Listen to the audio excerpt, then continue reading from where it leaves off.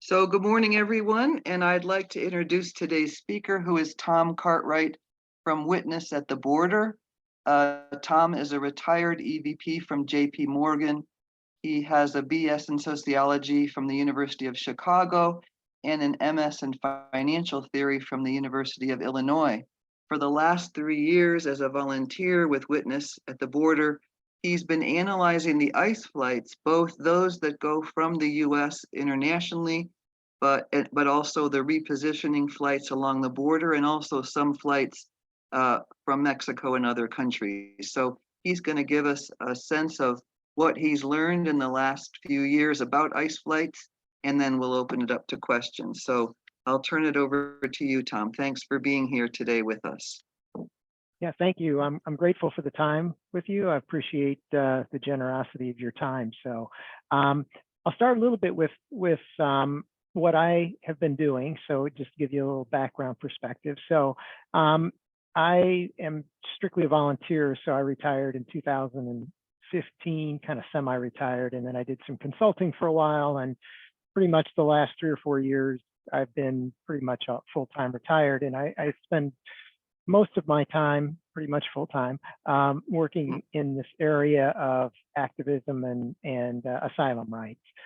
And so I'm still with the group Witness at the Border, and we're a group of activists and advocates that try to bring light to certain things that seem to be somewhat hidden away. And one of the things that we did, and this will get into how I got into doing these flights, is we spent about 3 months on the border in Brownsville, Texas, which is across from Matamoros, Mexico, when the MPP camp was still active there, and in protest right across from the Border Patrol station. And while we were there, we realized that there were deportation flights leaving from Brownsville, Texas. And so we thought, well, we should go out and kind of observe what that looks like. You know, what actually happens when people are being deported, you know, from the viewpoint on the ground. And so we went out and we filmed, and we tried to uplift what was happening with those flights. And in doing so, you know, we learned you could get kind of proficient at using this application called FlightAware, which is a flight application where you can find flights that are posted, and it's a retail application that, you know, a lot of people use who travel a lot. I used to use one when I traveled all the time when I was working, not that one, but a different one to track my own flights. But it also has like an upgraded kind of professional version that you pay for, which is what I use. And so that's kind of how it started in the first place. But kind of back to the things that I do. So that's one thing, Witness at the Border. And then I'm also very active in the RGV Welcome Group, because I had so many connections from spending so much time in Brownsville. The Rio Grande Valley is the part of Texas that basically goes from Brownsville on the Gulf to Laredo, Texas. And so it includes some of the big ports of Matamoros, Reynosa are the really big ones in that area. And when the administration was changing from Trump to Biden, groups kind of formed along the border. And so there are 5 of these welcome committees or task forces that are kind of coalitions of advocates, humanitarian providers, and legal service providers. So there's one in the RGV, there's one in Mid-Texas, there's one in Arizona, and the main players there would be Kino and the Florence Project and others. And then there's one in California.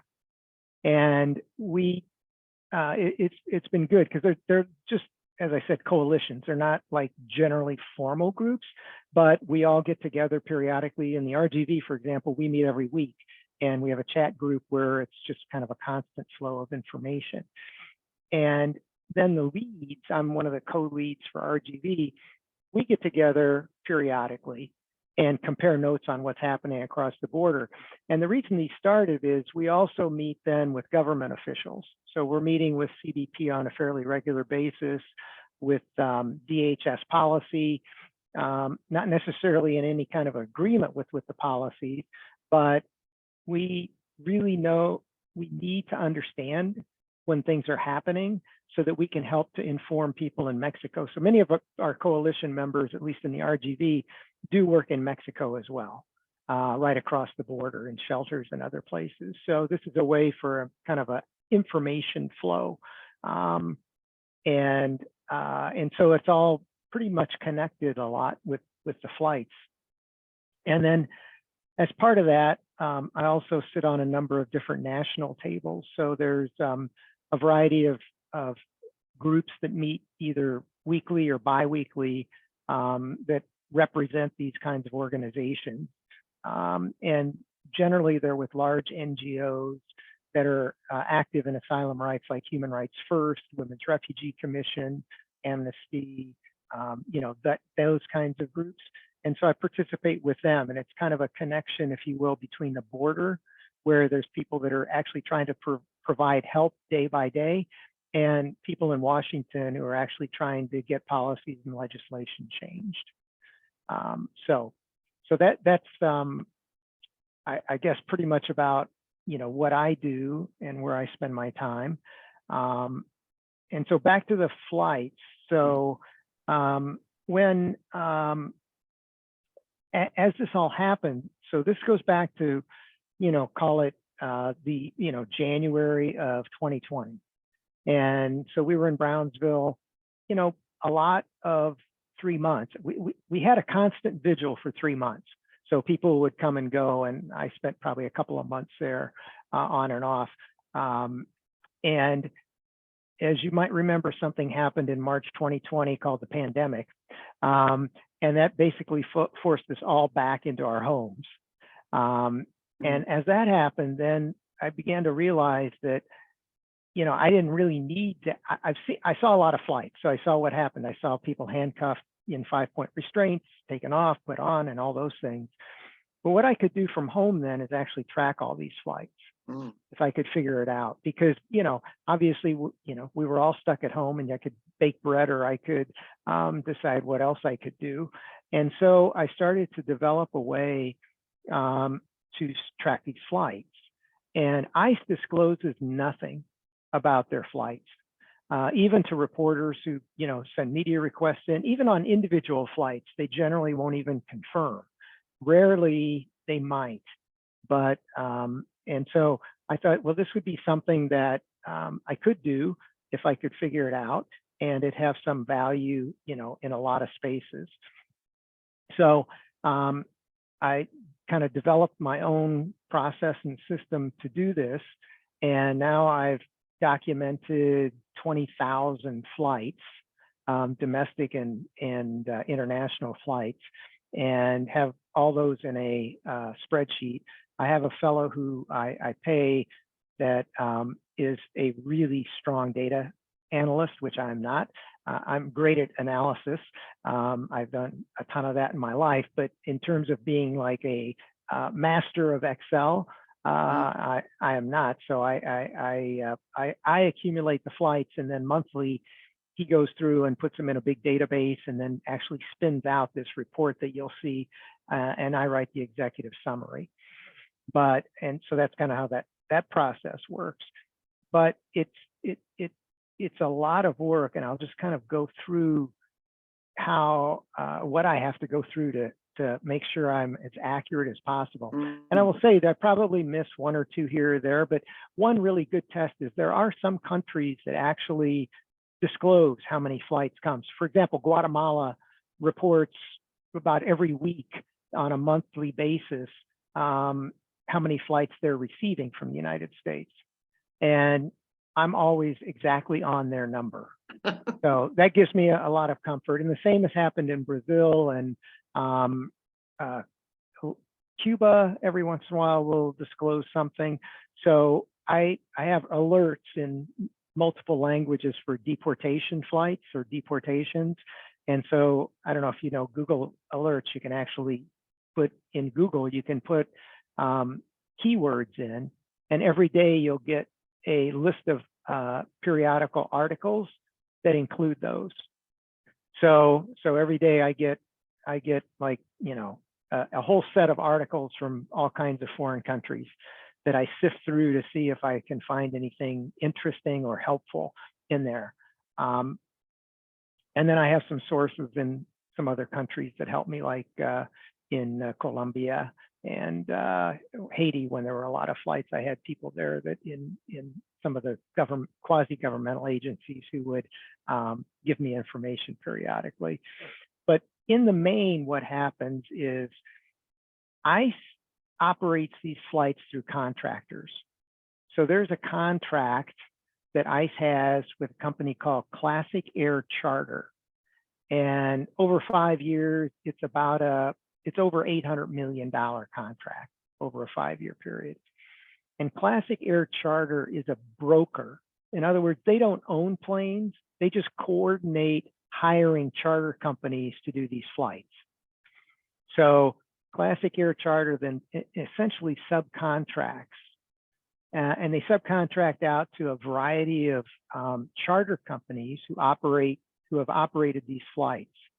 And generally, it's about 5 different charter companies now that I've seen them use, maybe 6.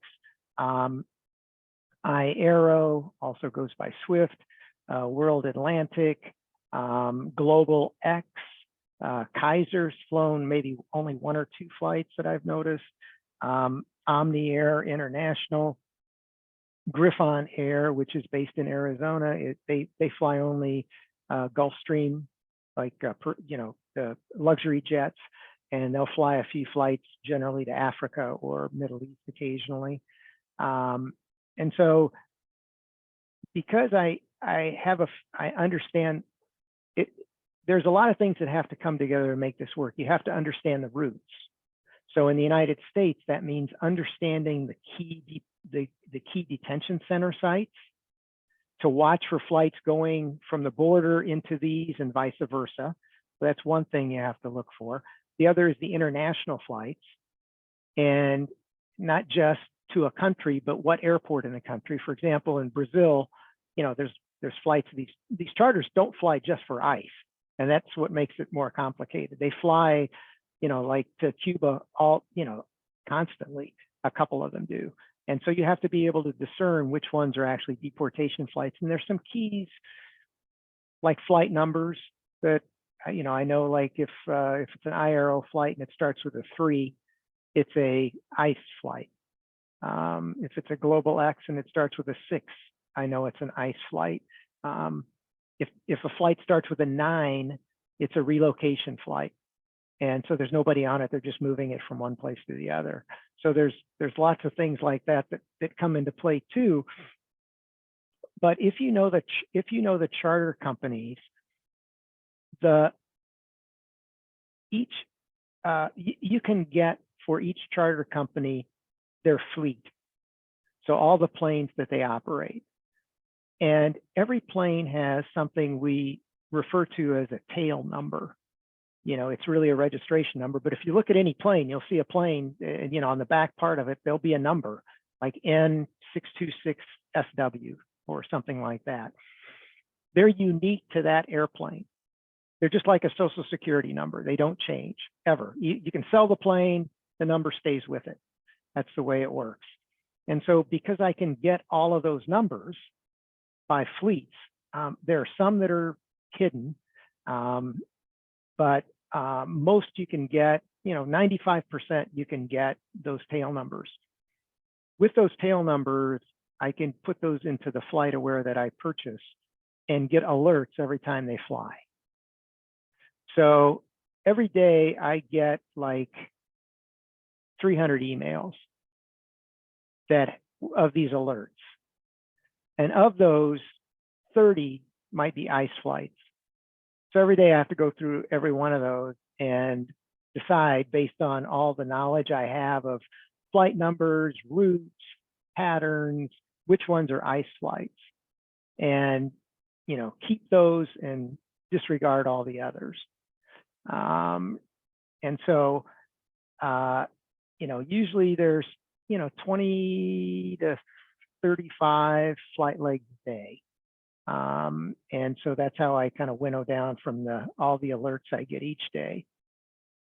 And then because planes don't have to make their tail numbers available to the public, almost all do, because if they're flying for personal charters, which they do, they want to make them that way so that, normal people can track the flights on these apps. But occasionally they don't.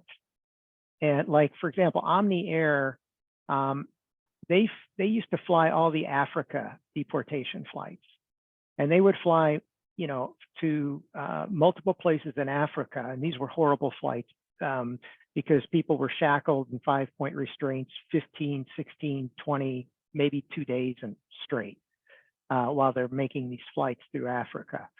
And with a group of advocates for primarily Cameroonians, we got together and I started tracking these flights on Omni, and I would track them all during the whole way, the whole journey of their flight.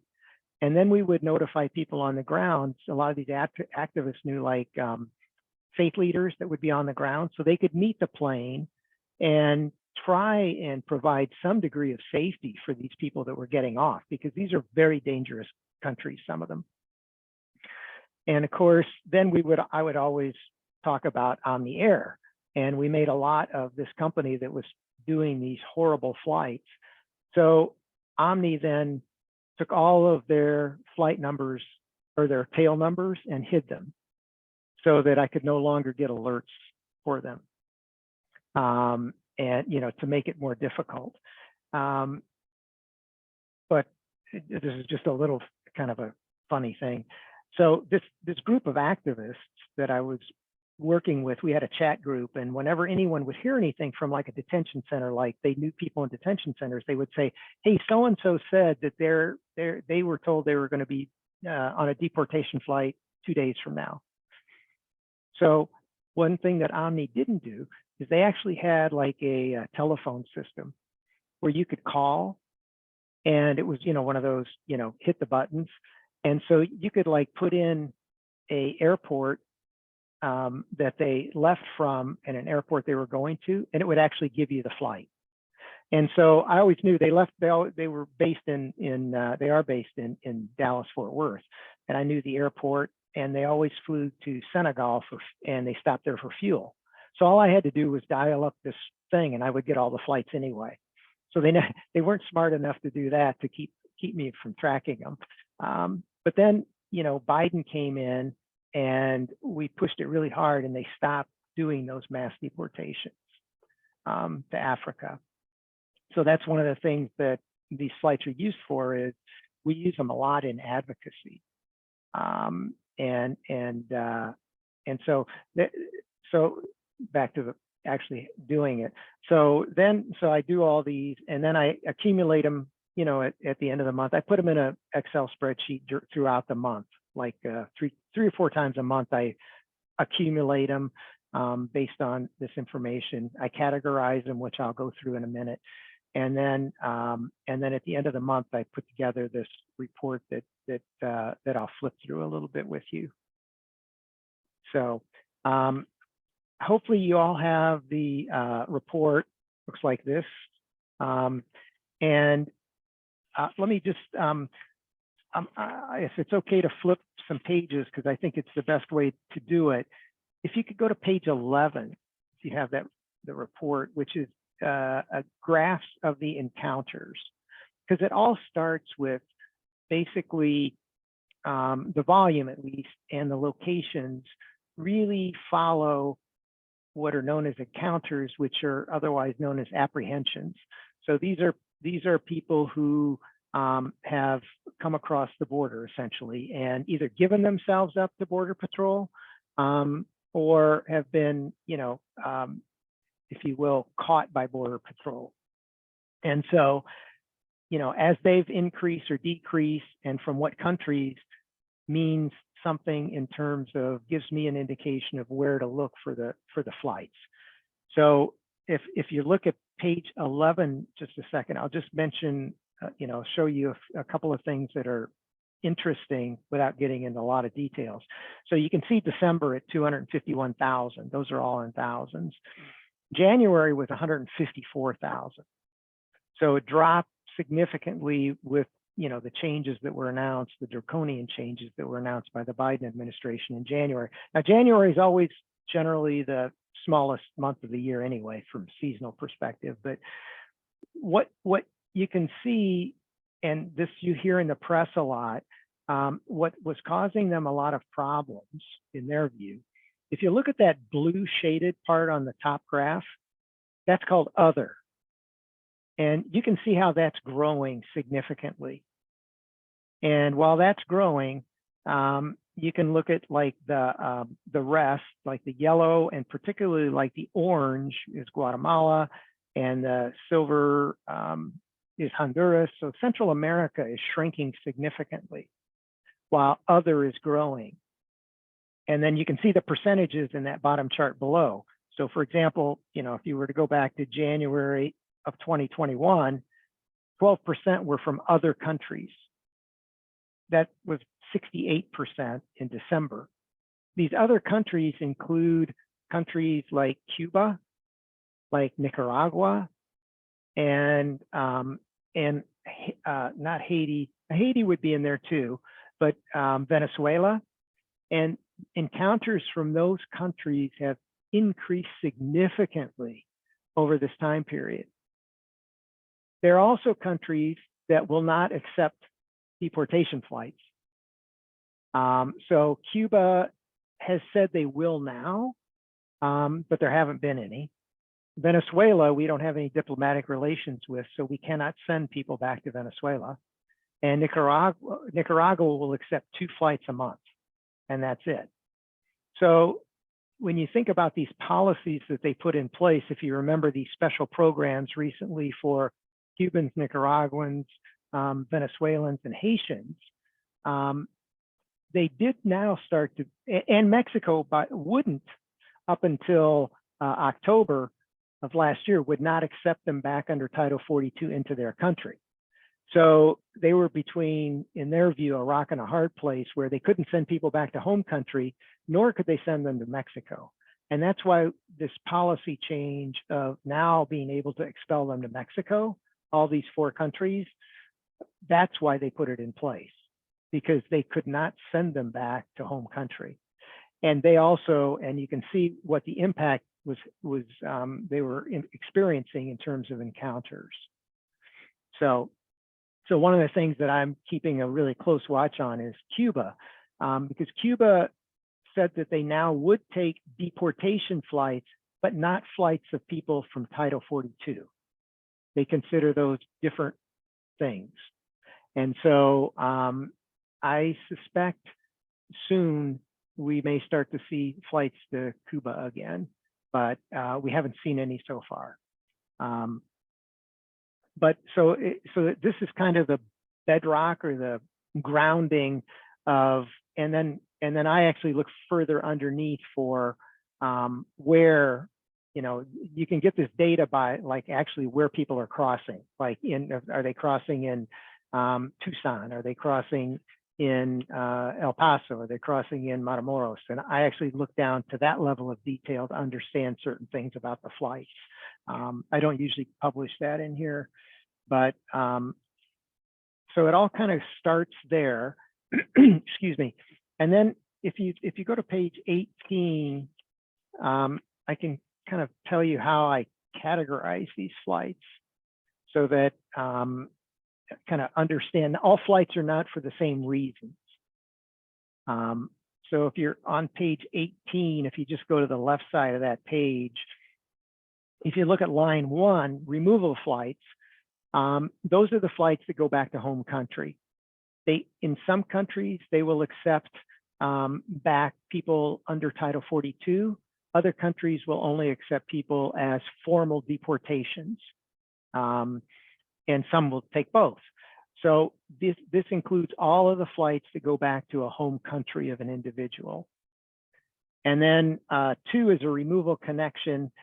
That's just a flight that in the same day connects to a removal flight. So for example, if a removal flight leaves from, just say goes from Laredo to Bogota, Colombia, if it starts in San Antonio and goes San Antonio, Laredo, Bogota, then the San Antonio to Laredo, I consider a connection. It's directly connected to a removal flight because it happens at the same time. But it's not the actual leaving the country flight. So those are connections, and then you get a total removal. So these are all flights that are related to removal flights. And then of course they have to come back, and they're empty basically when they come back. So that's a return. So I consider that separate. And then there are these domestic shuttle flights. And those are flights that have nothing to do directly with a removal.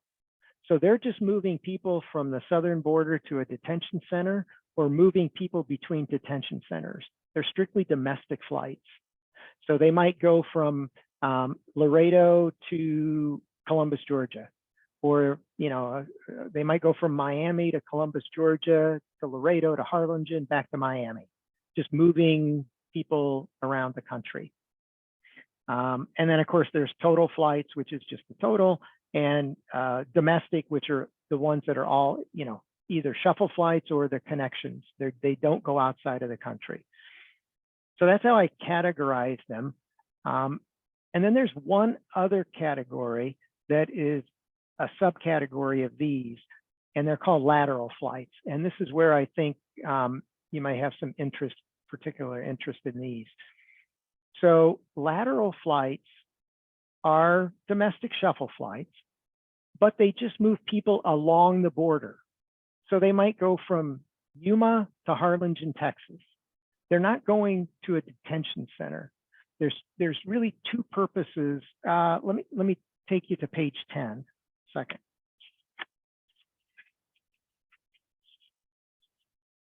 So in page 10 is a summary of the lateral flights, and you'll see they just started in March of 2021.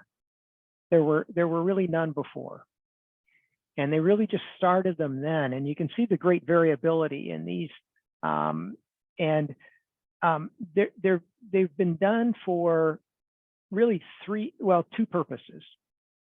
One is to move people from one Border Patrol sector to another, because a Border Patrol sector is saturated with people and they can't process them.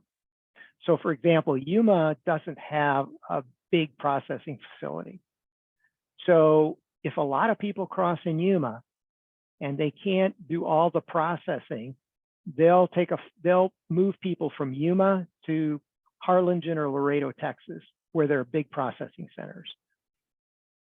When they get there, they may be released or they may be expelled into Mexico there. So these are just basically moving people.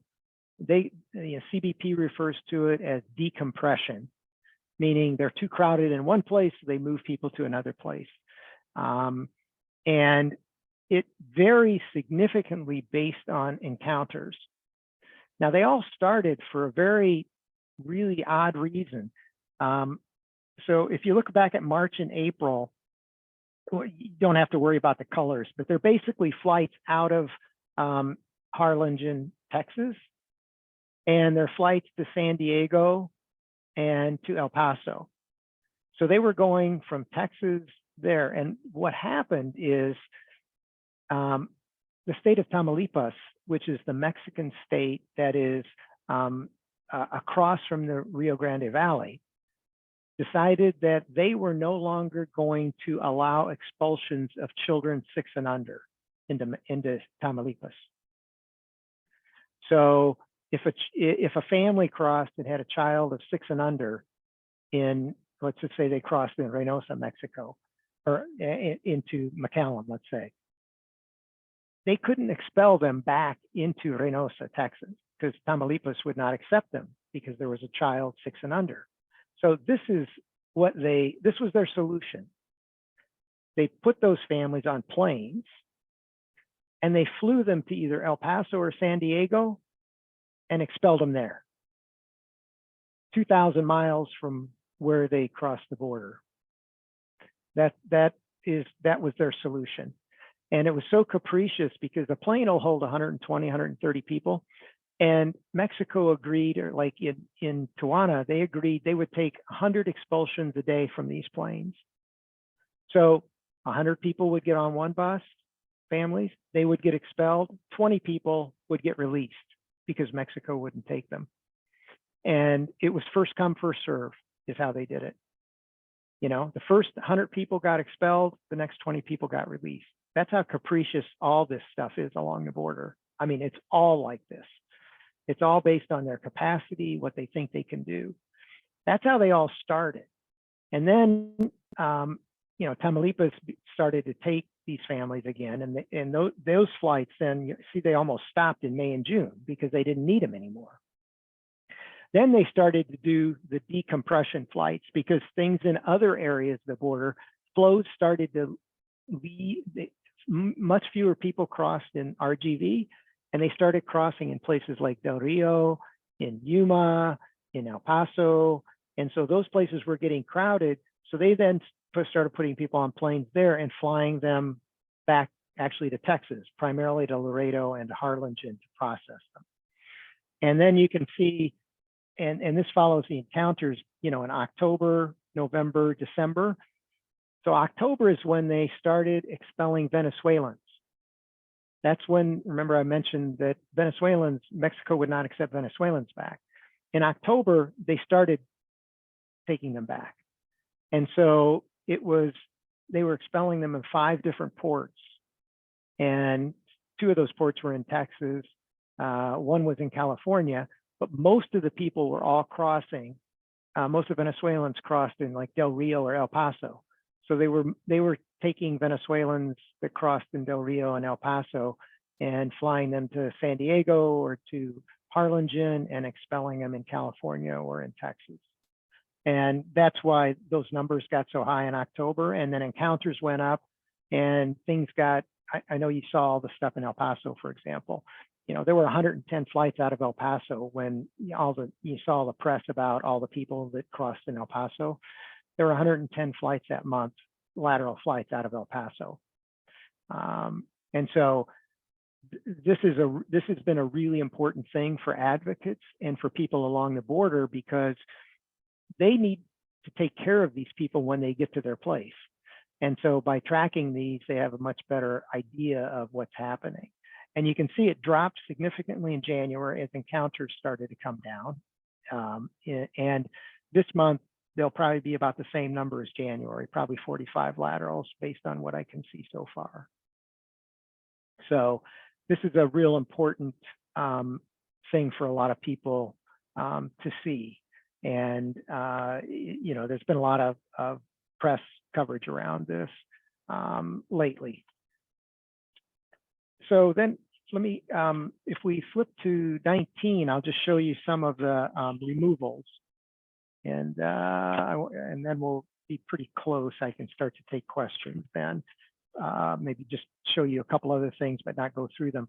So on page 19, these are the removal flights. So these are flights that go from the United States, taking people back to home country, either under Title 42 or deportations. And so on the left side, you can see the countries, and then in the first set of columns, you can see you can see the month January, and then year to date, which is January, obviously. And then there are a couple of things I'll point out.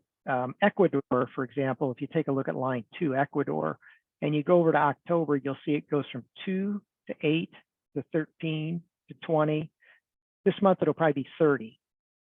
And so if you looked at encounters from people from Ecuador, you would see a significant increase that precedes that. And so this is ICE saying, okay, you want to cross?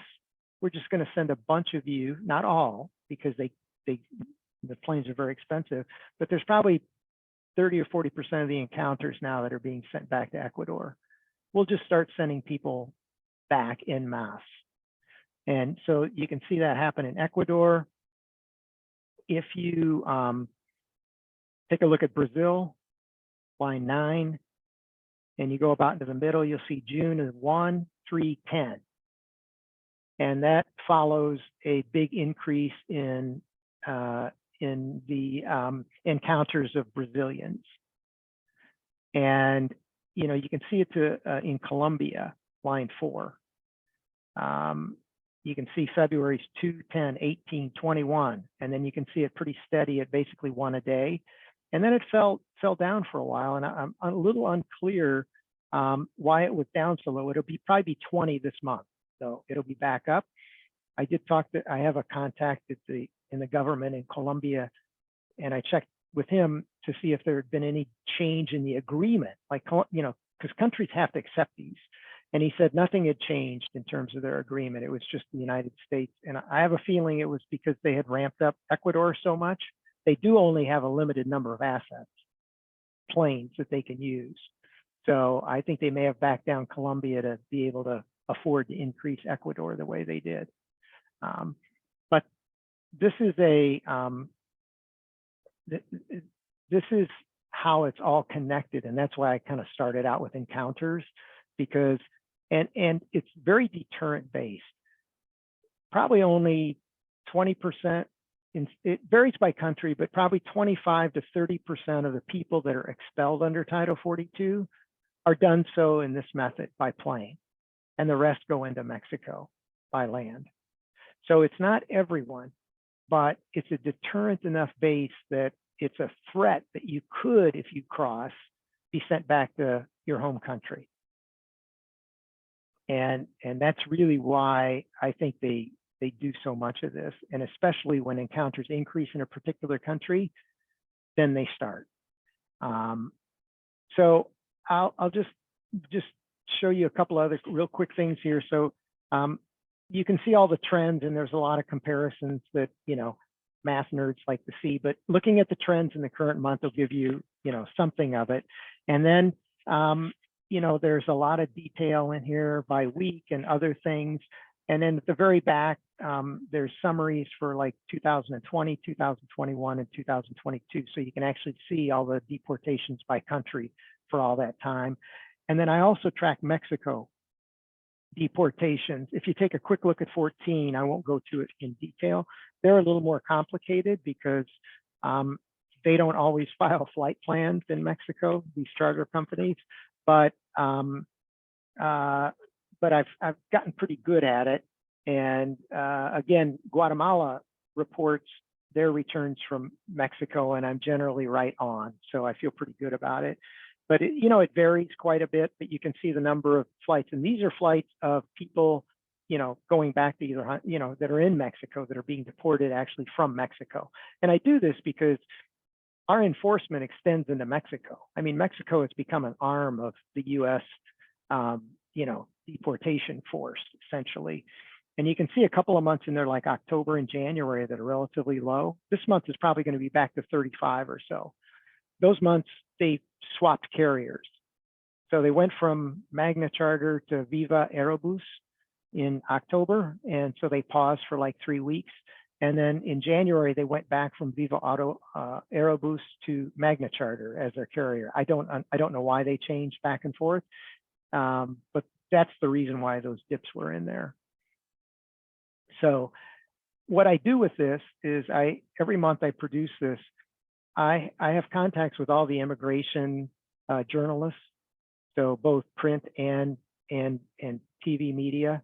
And so I send this out every month to those, about 30 people. So everybody you would know, you know, just watch TV and see who's on reporting. The main reporters like Julie Ainsley at NBC and Camilo Montoya at CBS, CNN, Priscilla, and then all you know, New York Times, Washington Post. I have relationships with all those journalists, and they will call me. And oftentimes they'll call, sometimes they'll give me a tip even. They'll say, hey, I'm hearing this is happening. Do you see anything? And sometimes it is, and I'll pick it up, or sometimes I'll have to say, no, I really don't see that. I think that's a rumor. And so I do that, and then I have contacts with about 30 legislative staffs in DC that I send this to as well, and people in the State Department. This is, I send it to some people in government who can't get the data themselves, but want to have the data. And so I actually provide them the data for their use. And then naturally, all the advocate groups, all the national advocate groups, and oftentimes, like SPLC, Southern Poverty Law Center, they'll represent people. Sometimes they'll need information from me on flights, individual flights and things. So I'll pause there now for questions. Okay, well, wow, Tom, whew, what a bunch of work this is, and how very interesting and very helpful to people all over. So we're very glad to have you here today talking about this. I just have a quick question as a follow-up to the presentation related to lateral flights. I think at one point you said there are three reasons for lateral flights, and I heard decompression, but I maybe didn't hear. Are there two other reasons for those lateral flights? Yes. The first one was the one where they were moving people, and this kind of has stopped now, but where they had to move people because they couldn't expel them where they were, Yes. the children. Yes. So that really started it all. And then the other is simply to fly people somewhere else, like the Venezuelans, for example. They couldn't expel them all. When they started to expel the Venezuelans, most of the Venezuelans crossed in Del Rio, Texas, and El Paso, which are very close together. And Mexico would not let them expel 600 people a day, for example, into any of those cities, into Ciudad Juarez or anywhere. So they had to actually move those people to 4 other ports along the border to expel them. So it's really decompress and process, or move for expulsion, essentially. Yes. Yes. Okay, great. Thanks. I'm going to start with the questions in the chat. The first two have to do with the welcome group in the sort of Nogales or the Arizona corridor. Can you just tell us who leads the group, and are these groups contacting the politicians here? Do you know? I don't know that they're doing a lot of advocacy. Most are actually on the ground workers, legal service providers, or humanitarian groups. So in Arizona, Chelsea Sashow, who's with Florence Project, is one of the leaders. Okay. Beth Strano, who I think is with IRC. Yeah, she's the IRC in Phoenix, right? Yeah. So she's one of the key people. Okay. And then I can't remember the person's name at Kino in Nogales. Yeah. Okay. Somebody else there. Great. Okay. Another question from Sarah: how have the number of flights changed from Trump to Biden, and to which countries have you seen a change in that? With the change of administration, was there any appreciable difference in the flight patterns? I was so hopeful to say yes, there would be, because I wanted to retire from doing this, to be honest. Unfortunately, I have to say no. Yes. It was business as usual. The only significant change was Africa, with mass deportation stopped. And that was good. But then really South America has picked up, and that's because of the encounters primarily. But I would say that in terms of meaningful change, nothing, business as usual. Okay, that's discouraging. Okay, there's a few questions about the report. We did send out a copy of the report with the invitation to this meeting. It was an attachment. However, on Witness at the Borders website, you can always go to get the updated report. So it's available to anybody. It's public information now. So that's where it is on an ongoing basis. Lateral transfers, bus or plane, have been happening a long time, which we thought were due to deterrence. So migrants would be deported to unfamiliar ports to endanger them, and also to cut their connection with their cartel handlers. I mean, that's maybe what we had been seeing. Now you're adding another element here, which is just the volume, either accepted into Mexico or processing. We got to move people around for those purposes. Yeah. Um, And just to give you, I did pull, I forgot to mention, just so you have an idea of Tucson, because I know you guys are, Yes, that'd interested be in great. that. So in Tucson, in January, there was only one lateral flight, interestingly enough, out of Tucson to Laredo. And Laredo is a very big processing location. So there was only one in January. In December, there were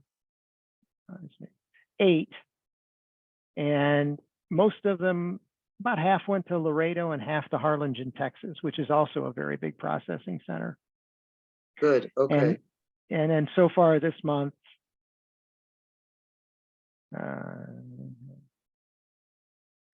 9, so there'll probably be 50, there could be 15 this month out of Tucson, which would tell me that encounters may have increased in February from January. In January, there's only 1, and this month there'll be probably 12 to 15.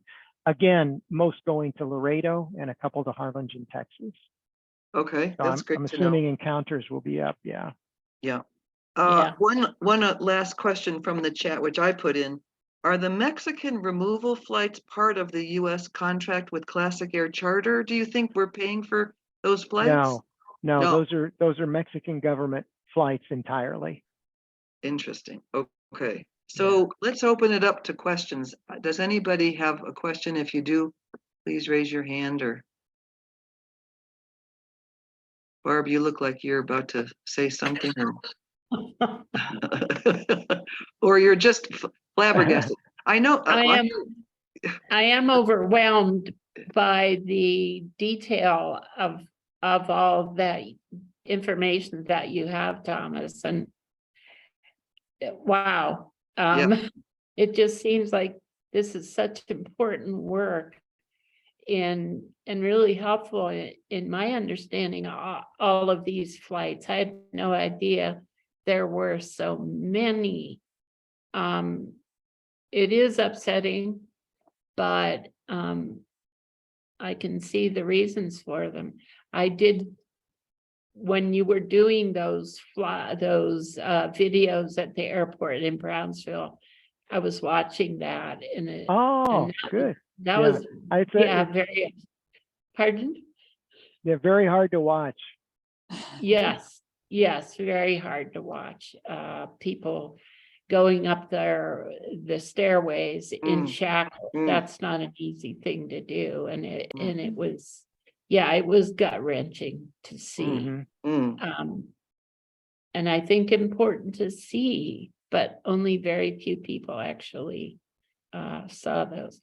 But thank you for your work. I don't know how you can sleep at night with all these numbers going through your head. Thank you. Sarah, did you have a comment or question? Just a comment. Tom, you're just a wealth of information, but I also congratulate you for reaching out to the powers that be in Washington and to the media to share this information, because it needs to be done. Yeah, Thank you. Yeah, Jean, you're on mute. I have a follow-up question in regards to what Sarah just said. I'm curious as to how legislators and State Department government officials make use of this information. For example, are there some legislators, and I'm assuming you mean in Congress, that use this as a weapon or use it in a positive way, positive from our perspective? Yeah, good question. And I'll divide it by administrations, because, in the prior administration, they actually did use it for good. So like occasionally they would enter it into the record for certain hearings on ICE. And particularly when we were fighting back strongly against these Africa mass deportation flights, which were just horrible. I mean, they almost made you sick to watch these people get in these shackles, because you knew they were going to be in them for like 2 days. And they're just torturous, basically. But I would be able to, with the advocates in this group from the Cameroonian area, and then there were all kinds of other people in it, but we would track these and we would be in constant contact, for example, with Senator Von Hollen's office, who is a huge ally. And he would be calling ICE and saying, why are you doing this? We want to stop this flight before it goes, because I could see them a day before they would go. So that's when we started our advocacy to try and stop the flight. And we actually we stopped none under Trump, unfortunately. We did stop them under Biden. Literally the day after the inauguration, there was supposed to be a flight, and we got that one stopped. So it does get used in that way. And then advocates also did use it then. Now, change administrations, people are not as interested in being as critical of this administration in these areas, but they need to understand the information one way or the other.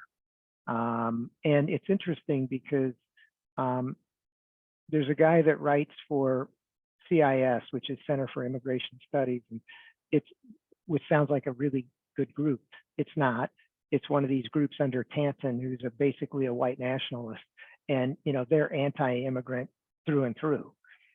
But he called me one day, and he actually goes through my information, and he said, "I don't understand why he said, I don't understand why my side thinks Biden isn't deporting anybody, and your side doesn't get more upset about this."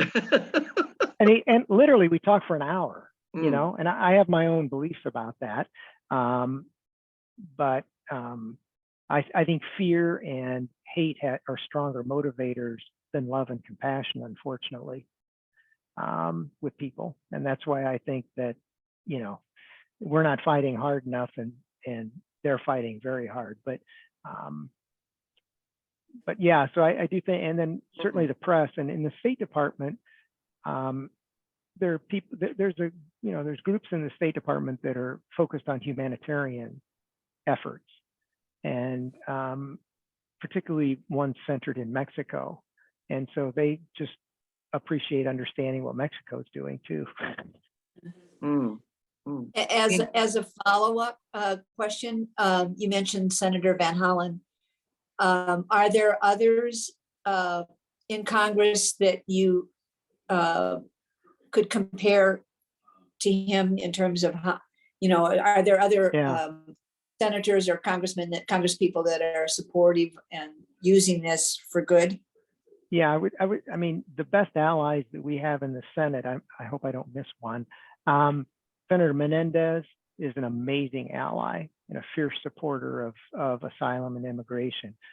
Senator Padilla from California is as well. Senator Booker is coming along really well now. Senator Von Hollen, as I mentioned. And so, those are really our champions generally on asylum or immigration related items. And I'll tell you how one other way that these were used with Mayorkas, actually, not exactly the report. Because one of the things I do is I actually meet with government a lot. So it's kind of a funny thing because I do this stuff and it's kind of like, don't ask, don't tell, so, but Mayorkas came to the RGV to visit, and we had a group of about 15 that we had a meeting with him. And this was at a time when the ICE in the US did what I think may have been under Biden, the absolute most horrendous return of immigrants ever. What they did is they put in place, they were starting to expel by air Hondurans and Guatemalans to southern Mexico. So they would put them on a plane and not send them to Guatemala or Honduras. They would send them to Villahermosa, Mexico, which is right on the border with Guatemala, and Tapachula. And they would expel them into Mexico there. So they weren't in their home country and they weren't where they were. And they're in the middle of, a very difficult part of Mexico. It was horrendous. And they were doing a flight a day to each of those cities. And there was no support for people there. Like I've been to the shelter in El Ciego Guatemala, and it holds like 30 people, and we were dumping, and I mean dumping, hundreds of people there a day, and it was horrible. And so I was watching. This actually came from a tip from Nick Miroff of the Washington Post. He called me and he said, "Hey, I'm hearing about these flights into southern Mexico," and sure enough, the next day they started. And so I was tracking them from day one, and I confronted Mayorkas with it in this meeting. And of course he said, "Well, I don't know. I haven't heard this." And I'm going like, I'm telling you, this is a humanitarian disaster. And so they kept up for another 3 weeks or so, but finally they stopped then. But if not knowing this information and be able to say, "Hey, there have been 45 flights last month that did this." Part of all this is just letting people know somebody's watching. Right. That You know- did get some press, didn't it, I think? Yeah, it got a lot of press. Yeah, I'm wondering about the Haitians. I thought that would be on Yeah. the list too, the worst. Yeah, actually, there's a page in here too for Haiti, page 15, which is a specific page for Haiti that I started because I started tracking those, right at Del Rio, and so I have a pretty good footprint on Twitter. So at that point, every day there was a flight. As soon as I saw the flight, I would tweet about the flight, and so I recorded every one of those flights. And daily, I was posting what was happening. And I did have a contact in Haiti then, in the government, IOM, Office of Immigration, and he would provide me with the actual numbers of people. I had the flights, but I didn't have the numbers of people. And so, I was really the only person then that had the data on what was actually happening in Haiti. And I was publishing it daily then on a Twitter feed. And in that time, I don't know if you remember when Jacob Soberoff went to Haiti, and he did a really good reporting there. So I was in contact with him pretty constantly on Twitter about when flights were coming and stuff. So that's the other thing I do with reporters sometimes. If they want to see a flight, like I help them understand when flights are coming. And I was on with Jacob, and I'd go, like, he's at 10,000 feet, it's 5,000 feet. It should be landing any minute now. So, yeah. Wow.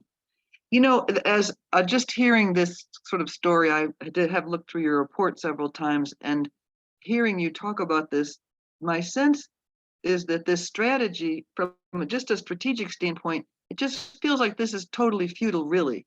People are going to continue to come even though we're doing all this. And I'm struck by how silly it looks in the big scheme of things here. Is that your same conclusion about this effort? Yeah. Yeah. Okay. I mean, this deterrence has never worked. And, they'll say it works. Or for example, once they put in these programs for Nicaraguans, Cubans, Venezuelans that they were going to expel into Mexico, they touted the huge success because the encounter numbers went down. But what they never consider is what's happening in Mexico. And what I've said on calls with DHS is, for you to call this a success ignores the humanitarian failures that you are putting on into Mexico. I mean, it's like, once it's on the other side of the border, it's out of sight, out of mind. Right. And it doesn't mean it's a success because the numbers went down. It just means more people are stuck in Mexico, subject to violence, rape, murder. That's all. That's all it means. Right.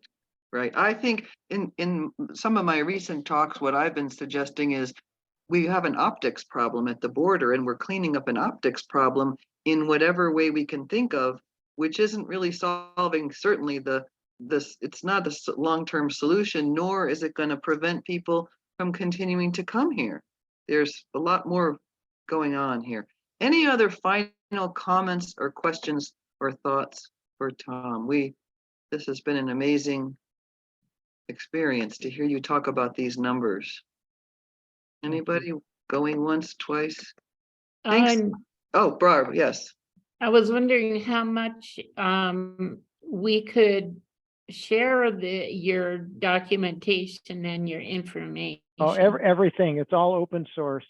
I've even given my whole file to some people who I thought that, you know, the 20,000 flights where I thought they could actually do some research, like University of Washington humanitarian, they do some work, and I give them my whole file. Uh-huh. I don't do this for me. And you're on Twitter just as you or a Yes, specific? under, it's TH Cartwright. T as in Okay, Thomas, H as in Harold, Cartwright. okay. Maybe, Sarah, in the minutes, you could include the link to Witness at the Border where this report can be found, so we have it in our records as well. And we'll have the video of this talk also posted to our website. So we've got a record of where we've come here. But thank you so much for your time and for all you're Oh, doing. you're welcome. We really Yeah, appreciate thank you it. for your interest. It's Oh, only, gosh. this only means something if people actually look at it and think about it. Right, So I appreciate right. that. Well, we definitely will, and we'll be sure to share what we've learned with other people. And we appreciate all you're doing, Tom. So thanks for joining us today. It was my pleasure. Thank you. Have a